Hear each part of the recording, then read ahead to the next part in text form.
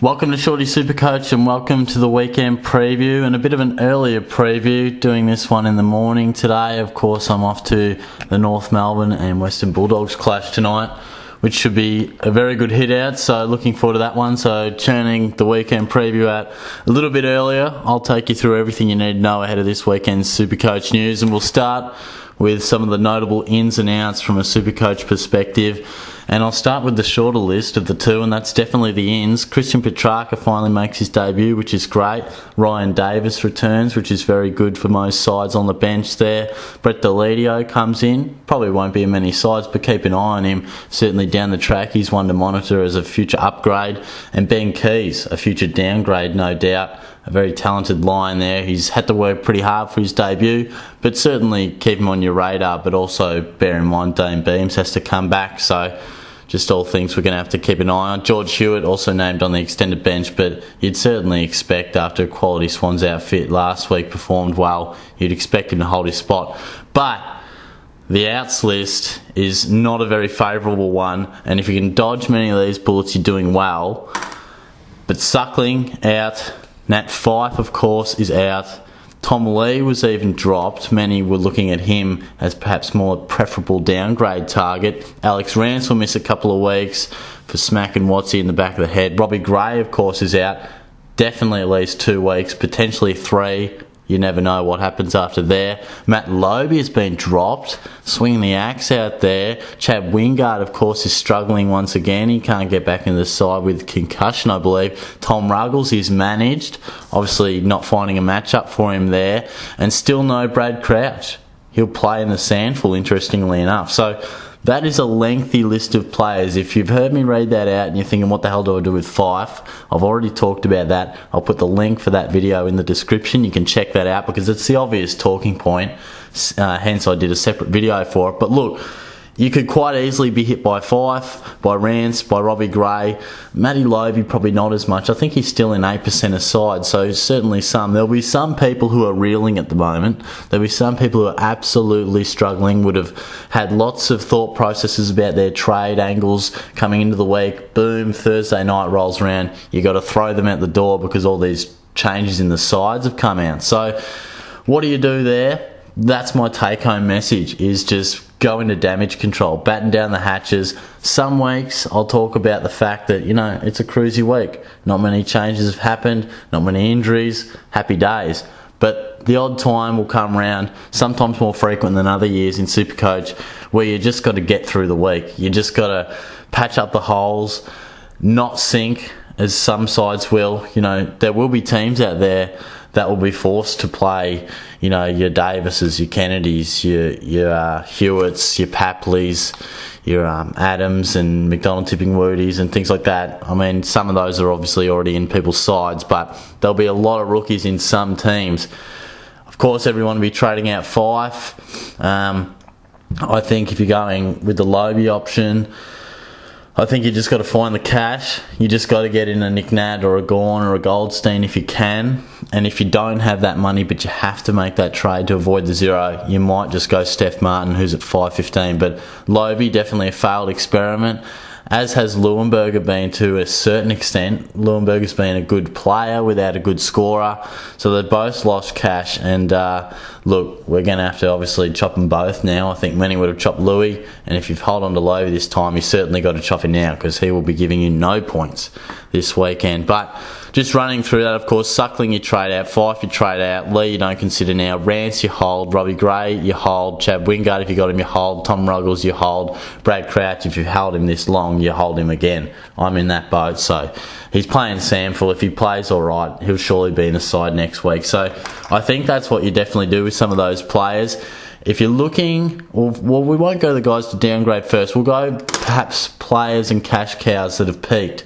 And I think leading the list is Ben Kennedy. You can mount the case he probably peaked last week, considering he lost about $300, but there's still potential for him to score 70 or 80 and still go up a little bit. He's had a pretty lean 3 weeks after those initial 200s.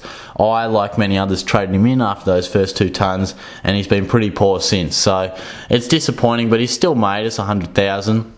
I mean, that's okay. I think many would have perhaps preferred a little bit more coin than what he's produced, but we can trade him down to a couple of guys I've mentioned in a sec. His break-even is 51, and with his form, he's not going to make you much more money. Jacob Wiedering is another one. I wouldn't stress doing this move, but his break-even is 79. He's at 363,000. Of course, he probably has peaked. I mean, he's probably not going to change too much. I know he had that ton there, but he is more of a key post. You expect more 70s to 80s and the odd 90 from him because he is such a good and calm player. So he may have scope to earn another 20 to 30,000 potentially because he is a quality player. But if you're looking to offload a guy and you're making the decision between two players and you're torn, go the player with the higher break even, because especially in that defence, you just never know what they're going to throw up. Just looking at a few others, McDonald tipping already planning to make. Hopefully got on the Burn Jones train.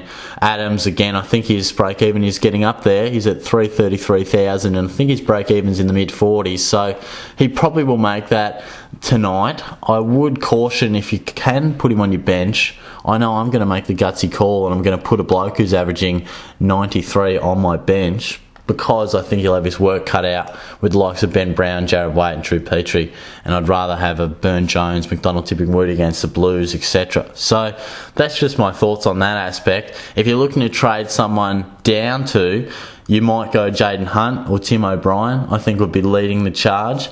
They're, of course, in the forward line at 123,000. Now, neither are really selling me really well on both their cases. I think O'Brien has slightly better job security. Hunt has slightly better scoring capabilities. But I'll tell you what, I've looked at their VFL stats. Neither win plenty of the ball. I think Hunt, in his 15 champion data recorded matches, never went past 15 touches, I believe. And Tim O'Brien, in his, I think it was 70 or 80 champion data recorded matches, he only hit 20 touches once. And, more often than not would average around the, 10 to 13 sort of range. But he is a key forward. Hunt is of course, midfield forward type. I would be leaning towards O'Brien because I think he showed a little bit more, and while he does tackle, he's laid 9 tackles in his 2 games, and as a guy who's 193 centimetres, I think that'll resonate well with the Hawthorn coaching staff, and he has kicked a few goals. He was lost a little bit at times against the Crows, but I think against those weaker sort of opponents, which isn't the Giants, mind you, this week, but I think he probably will be who I'm leaning towards. And also because Hunt, while he's playing good footy at the moment, I get the feeling it wouldn't take too much for him to be dropped. You know how you sort of have those players that, they're just always on that fringe, and, they play one poor game, they get another crack, and then they play a second and they're dropped. They have less patience, and, everything's pretty rosy out of the Demons at the moment. I mean, let me just have a look at, see if I can get up their emergencies at the moment. I know Clayton Oliver was in there, a few other players that certainly warrant selection. Give me a moment here on my disgrace of a laptop. Where are we? So, of course, Brayshaw was omitted as well. He's a bloke who would certainly work his way back in the side at some point. And Alex Neil-Bullen, another one. So obviously of those few players that are out, you're the likes of Neil-Bullen, Oliver, Brayshaw, Hunt. Hunt is in the best form, but that may last 2-3 weeks. It may last the rest of the year.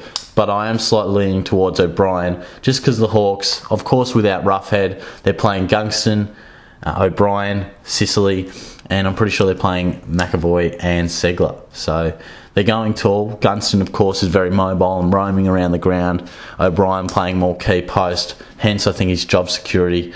With neither shouting out pick me for their scoring ability, we've got to then turn to the job security. So slightly leaning towards O'Brien. A couple of Collingwood players, of course, Mason Cox and Josh Smith. Smith scored quite well after a nervy start. Of course, Cox kicked the opener there, which if you haven't heard, you're under a rock.